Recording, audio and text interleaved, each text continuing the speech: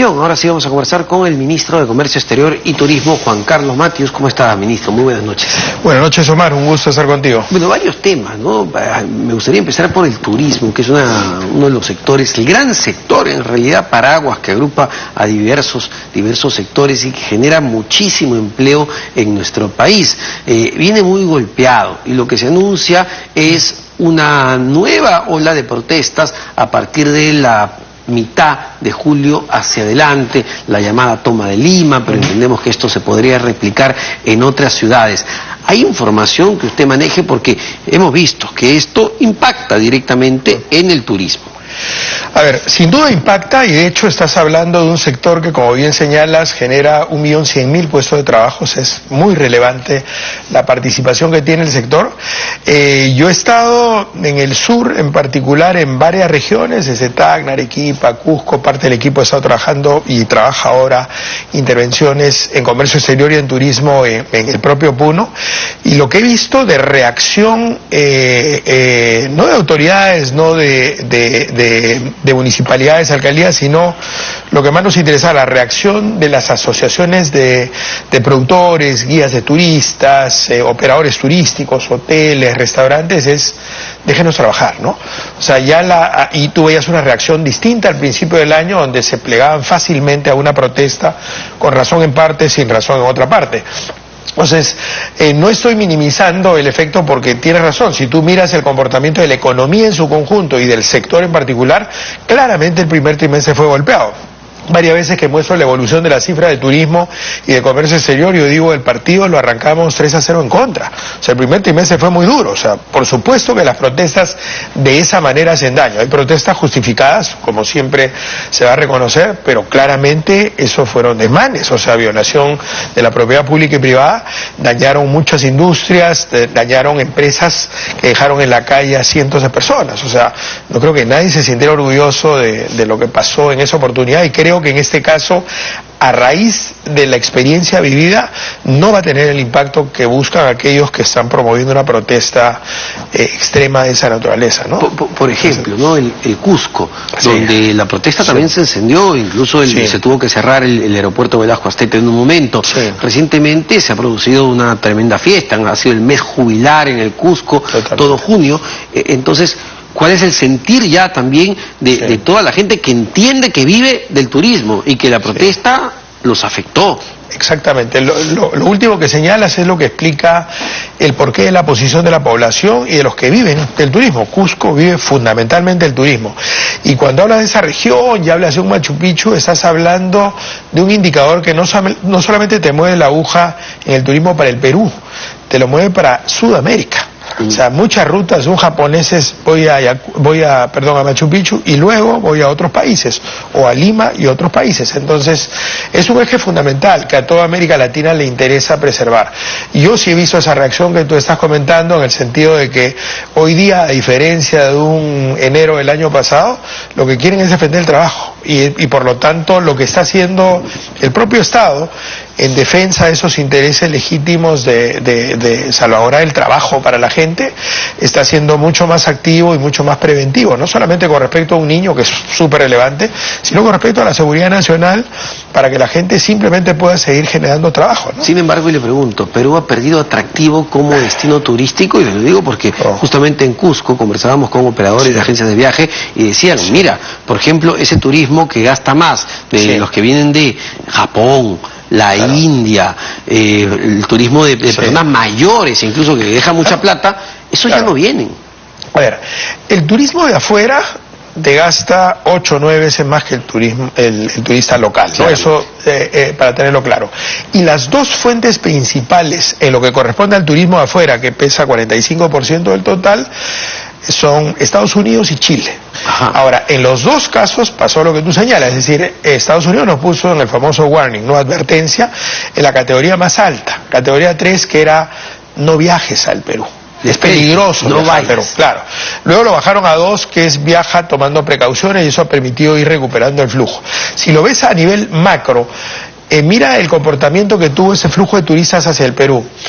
hasta antes de la pandemia nos acercamos a 4.4 millones de visitantes del extranjero hacia el Perú. Prepandemia. Prepandemia. Más, esperamos que el 2020 se pudiera hasta superar ese 4.4.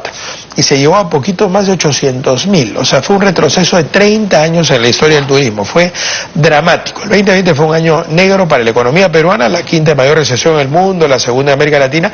Y en turismo fue un shock fulminante. Yo diría, muchos negocios terminaron desapareciendo, no tenían cómo financiarse frente a la banca, quien le prestaba al sector del turismo, gente a la que tuvieron que despedir, no había manera de mantener el sector. Fue un drama literalmente, ¿no?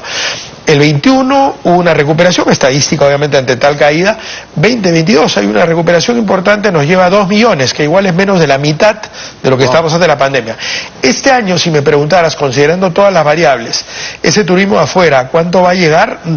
Nosotros estamos estimando superar 2.2 millones, que significa... La mitad. 10.5 crecimiento, exactamente, la mitad del año pasado. O sea, alentador, entre comillas, en el sentido que recuperamos aún arrancando el partido 3-0 en contra, pero claramente ni siquiera queremos calcular todo lo que se pierde por protesta de esa naturaleza, ¿no? Es decir, este año cerraríamos con la mitad de los turistas extranjeros que teníamos antes de pandemia. Correcto, hablando del 45% que corresponde al turismo que viene del exterior. Luego viene el 55% que es el turista interno, que efectivamente gasta un octavo de afuera, pero ahí en las campañas de fin de semana largo, las campañas específicas de Visita del Sur, los programas de Somos Artesanía, Turismo Emprende, han funcionado. Es decir, el año pasado, no a nivel de viajeros, sino de viajes, porque un viajero puede viajar al año en varias oportunidades, fueron 27 millones. Y estábamos estimando acercarnos a los 34 millones. O sea, en el caso del turismo interno hay una reactivación mayor, que significa que se ha recuperado la confianza. Ahí nuevamente entra a tallar tu preocupación del tema de las protestas, porque obviamente afecta a todos, al de afuera, que de repente peor al de afuera porque tienen más miedo de venir acá, pero también al local. Sí, si tenías que irse a Ayacucho y te dicen te pueden bloquear la carretera o lo que fuera, lo descartas. No vas, simplemente no vas, ¿no? Entonces estamos trabajando muy fuertemente en preservar la seguridad. Nosotros, dentro del presupuesto limitado, por supuesto, que se tiene para seguridad en turismo, acabamos hace 3 semanas de entregar al Ministerio del Interior 41 motos, 3 buses y 3 lanchas, para el caso de Ucayali, para seguridad para el turista. O sea, el turista busca no solamente un sitio paradisíaco, gastronomía rica, sino seguridad, evidentemente, ¿no? ¿Y cuál es la región, ministro, que se ha visto más afectada en flujo de turistas? Es decir, yo entiendo que Cusco evidentemente recibe el mayor flujo, pero está recibiendo. ¿Qué región es donde ya, digamos, ha caído de manera dramática y no se ha recuperado? Sí, digamos, Puno siendo una región atractiva, digamos, porque a veces agarras el paquete sur y te mueves en Cusco, Arequipa, Puno. Puno, evidentemente, que fue el foco de protestas mayor, sí estuvo bloqueado, digamos. Entonces ahí se perdieron oportunidades. Aún así, acabo de venir, ayer he estado en Pucallpa, había sentido el impacto que hubo también en la selva y que la vez recuperándose en festividades como la de San Juan, que ha sido exitosa, que ha funcionado bien, 100.000 visitantes y más se proyecta que sigan viniendo a lo largo de la temporada. Y genera movimiento, 16 millones de soles, o sea, como que comienzas a ver una reactivación ahí y una alegría generalizada que permite seguir convocando turistas locales y del exterior, ¿no? Pero a ver, esperando que las protestas no tengan mayor impacto o no sean de la misma intensidad de las que vivimos a principios de año, tenemos un fenómeno del Niño que se nos viene, según la Oficina Mundial de Meteorología, al menos sería moderada, pero podría ser severa. ¿Qué acciones están tomando desde el punto de vista del turismo para prever esa situación? A ver, si bien nosotros no somos primera línea con respecto al Niño, tenemos claridad del impacto que eso tiene. Más, hay mayores probabilidades que sea un moderado tirando para arriba, o sea, puede ser más fuerte todavía. Y si tú miras la historia en el país, siempre que ha habido un Niño afectado en las cifras macroeconómicas, o sea, golpea la economía fuertemente. Lo que sí te digo es que por primera vez ves un esfuerzo anticipado, o sea, prevención y preparación con una inversión de cerca de 1.500 millones de soles.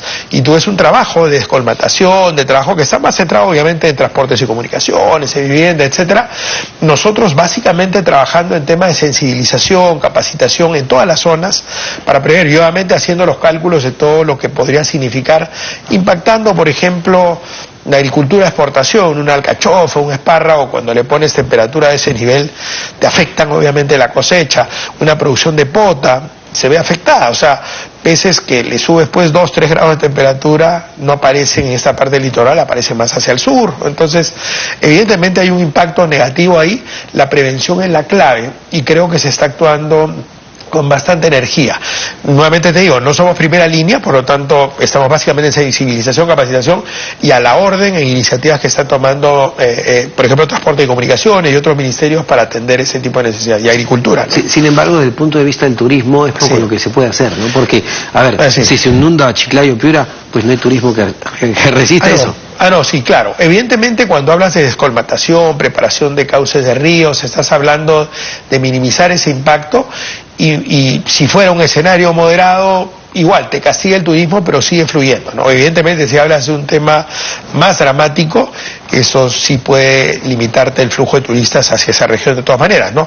Razón por la cual incluso se está viendo, es más, hoy día ha habido Consejo de Ministros y se ha estado pensando en posibilidades de asistencia a empresas para preservar el empleo formal, que se ha corrido la siguiente semana con buen ojo de todo el gabinete y propuesta de la propia Presidenta y el Premier de ampliar ese esfuerzo que se pensaba hacer acotado a un grupo mayor, planteando incluso un subsidio dirigido. Yo no soy partidario de los subsidios, pero en casos de situaciones absolutamente dramáticas, como pasa acá, sí puedes contemplar una medida de carácter temporal que ayude a esas empresas a no sacrificar empleo formal que ya tienes. O sea, lo que estamos tratando es mirar el empleo y las formas en que podemos preservarlo.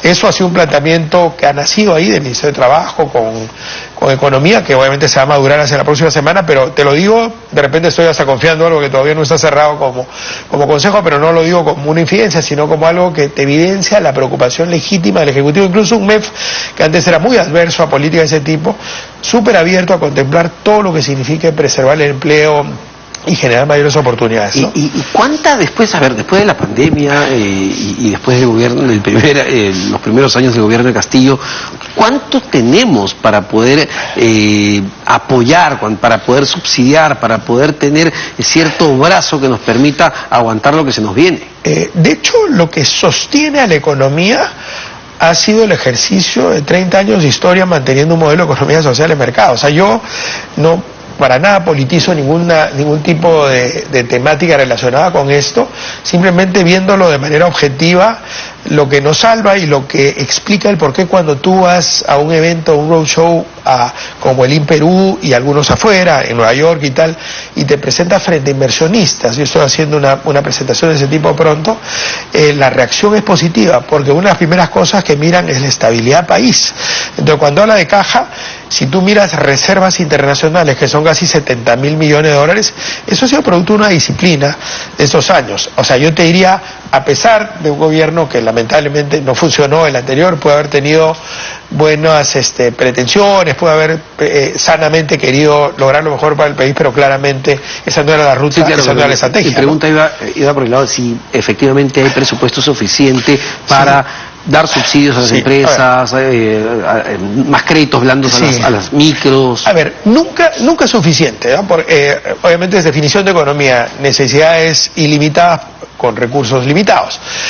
Sí hay caja para hacer atención a este tipo, obviamente cuando se plantea un tema como el que te menciono, se hace con toda la prudencia del caso y entre los marcos que la caja puede permitirte. Entonces no te estoy hablando de resolverlo a nivel nacional, pero sí esfuerzos focalizados en zonas de crisis absoluta. Es decir, como cuando miras el país y dices 27.5% de pobres, a los cuales tú le puedes generar oportunidades de negocio, emprendimiento y pueden salir adelante. Pero a la extrema pobreza, que es 5%, esa sí necesita una asistencia directa, porque no llega al final de la semana. Ministro, le pido unos instantes, vamos a hacer una rápida pausa, venimos para seguir conversando con el Ministro de Comercio Exterior y Turismo, Juan Carlos Mateos.